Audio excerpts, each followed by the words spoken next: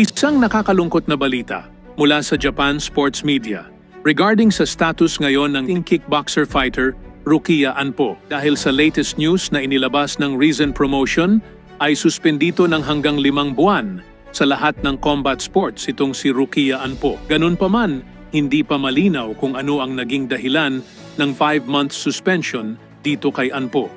Hanggang ngayon ay tikom pa rin ang bibig ng Japan Boxing Commission regarding sa tunay na dahilan sa sabing suspension. Ganun pa man, umuugong ngayon sa boxing community ng Japan na ang tunay na sanhi ng suspension dito kay Anpo ay dahil sa minimal fracture na naging dahilan upang ito ay pagbawalan munang bumalik sa anumang combat sports, maging ito man ay sa larangan ng boxing or ng Muay Thai. At usap-usapan ngayon na kung hindi maghihilom ng tuluyan ang nasabing fracture nitong si Anpo, sa loob ng 5 months ay paniguradong patay na ang career nito sa boxing.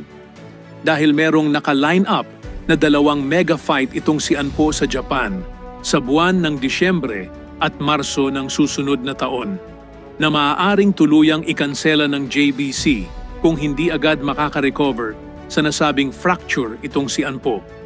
Sa kabilang balita ay nahaharap ngayon sa kaliwat kanang kritisismo ang mismong pamunuan ng MP Promotion dahil sa sunod-sunod na pagkalagas sa international boxing scene ng mga piling fighters nito na sina Sultan, Ancahas, Astrolabio, Tapales at ngayon itong si Isaac Cruz.